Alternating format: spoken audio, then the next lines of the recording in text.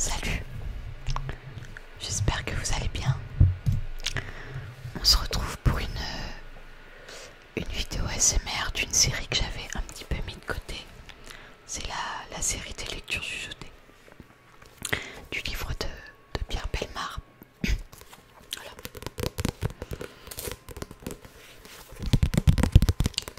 Donc aujourd'hui, on va lire l'histoire numéro 6 qui s'appelle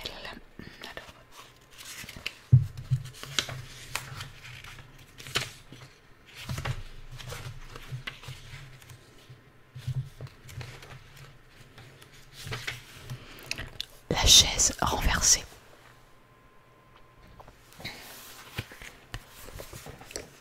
Alors je suis un peu dans le noir, donc je vois pas très bien, mais on va y arriver.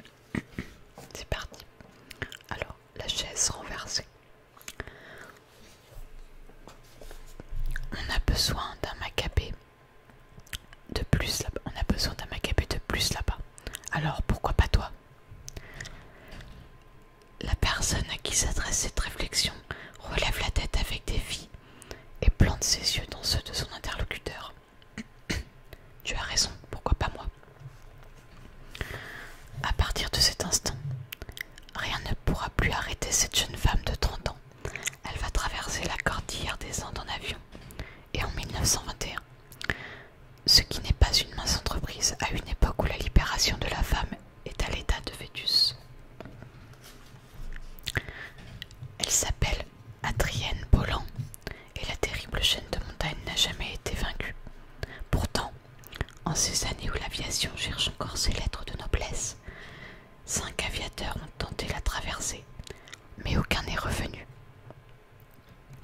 Ils sont morts là-haut, dans la montagne, tous les 5 écartelés sur quelques pitons rocheux, leurs corps livrés au condor, les seuls oiseaux.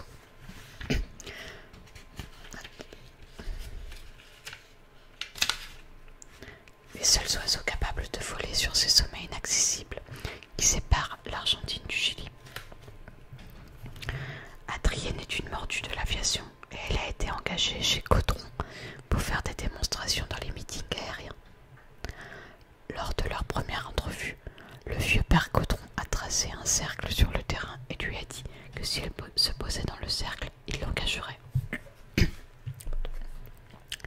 l'a fait, et c'est la raison pour laquelle, depuis quelque temps, on parle d'elle dans les milieux de l'aéronautique. Au fur et à mesure que les préparatifs se précisent, Adrienne devient de plus en plus nerveuse. Elle ne dort plus. Enfermée dans sa chambre d'hôtel, elle refuse de recevoir ses amis pour relation. Tous n'ont qu'une phrase à la bouche: renoncez, ne partez pas. Adrienne ne veut pas les entendre, elle se cache. Or voici que l'on frappe à sa porte, et croyant qu'il s'agit d'une femme de chambre, Adrienne tire le verrou. Devant elle se tient une femme qui semble sous le coup d'une vive émotion. Elle ne lui laisse pas le temps de réagir, pousse Adrienne dans la chambre, ferme la porte et lui dit: vous passerez la montagne à une seule condition, suivre ce que je vais vous dire.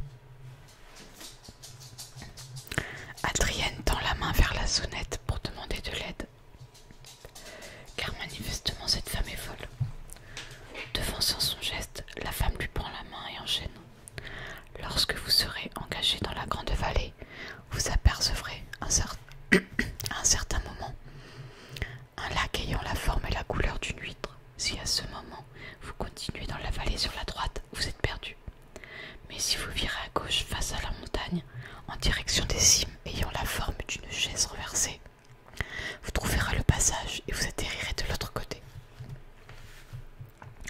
Le visage de la femme semble plus détendu à présent qu'elle a débité son message en entier. Elle lâche le bras de l'aviatrice qui la remercie d'un sourire, trop contente de s'en tirer à si bon compte, et la visiteuse s'en va comme elle est venue. Pardon. Adrienne reprend sa méditation. Elle a rencontré une folle, ce n'est pas grave. Le départ est décidé pour le lendemain et il lui faut prendre du repos pour être en pleine forme. En pleine forme pour peut-être mourir, car à présent que tout est prêt et que tout est décidé, le doute s'insinue dans l'esprit d'Adrienne. Le lendemain matin, dès l'aurore, Adrienne Bolland se présente sur le terrain de Tamarindos. Son G3 est équipé déposé à la place du passager et qui lui assure 9 heures de vol. Le double de ce qu'il lui faut pour passer, si elle passe.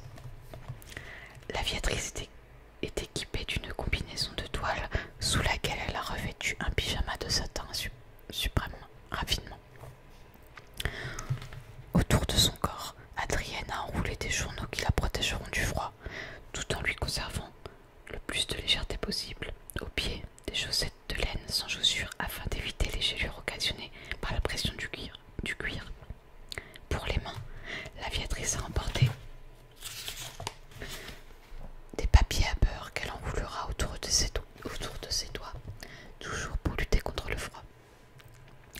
Dans ses poches en guise de nourriture, 3 oignons coupés en petits morceaux.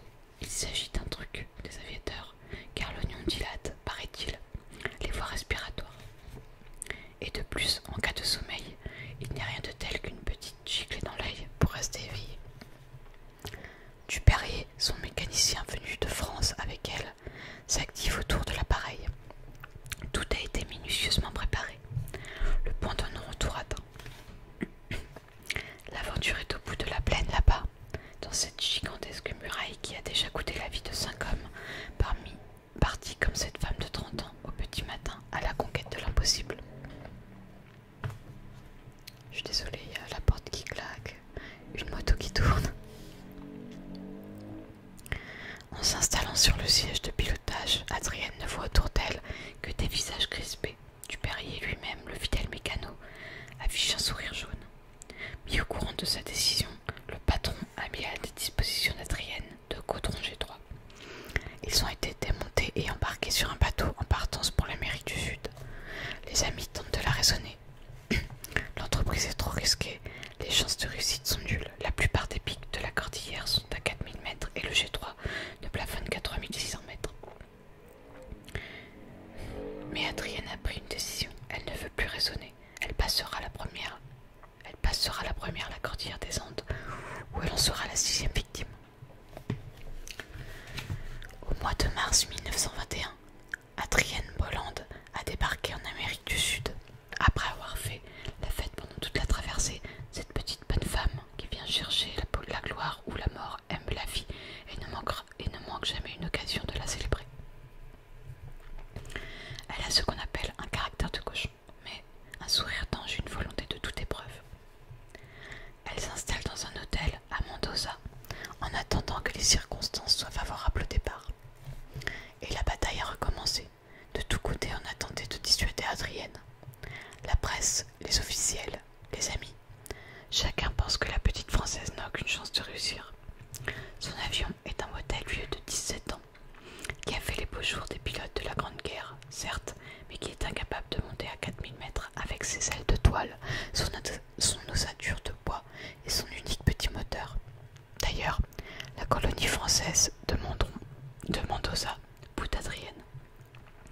On ne vient pas voir une telle prétentieuse. Comment pourrait-elle passer, elle qui ne pilote que depuis 1 an et ne totalise que 40 heures de vol, et surtout, elle qui n'est qu'une femme. Pourtant, est arrivé le jour où, après un dernier geste de la main, Adrienne lance le G3 sur la piste où le soleil paraît. L'appareil lève le nez et, docile, monte dans le ciel bleu profond, où une étoile brille encore. En bas, le petit groupe d'aviateurs et de curieux suit l'avion un moment et le regarde disparaître. Adrienne a dit « Prévenez de l'autre côté que j'arrive ». Maintenant, il n'y a plus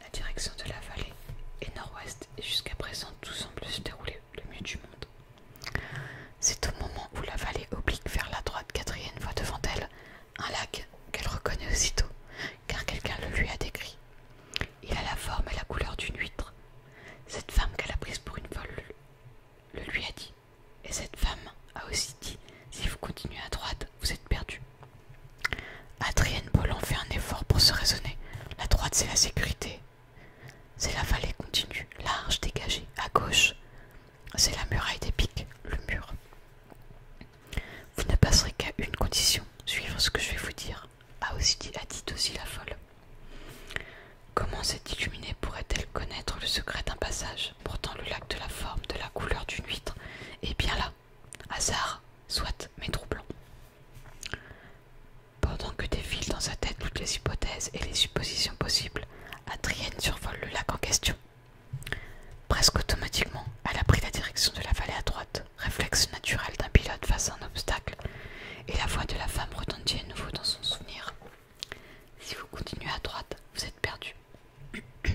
Et les autres, se demande Adrienne, les 5 autres qui ont dû aussi emprunter la vallée. Ils ne sont pas revenus, peut-être à cause de cette vallée.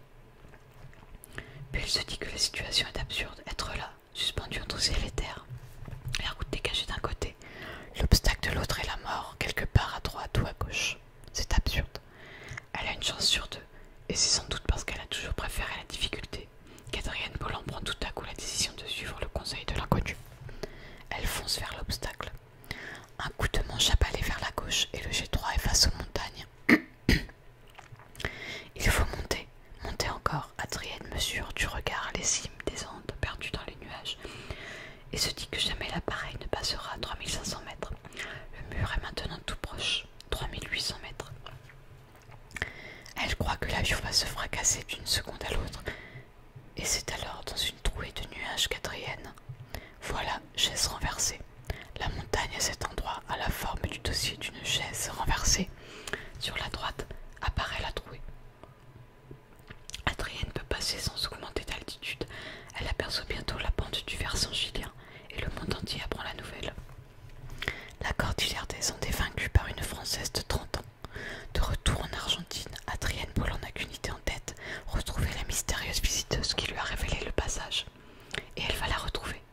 Mais la femme se contentera de dire qu'elle fréquente une amie qui est médium et qu'un jour où elle parlait du projet de la petite Française avec un correspondant, celui-ci leur avait transmis le message que textuellement elle lui avait apporté.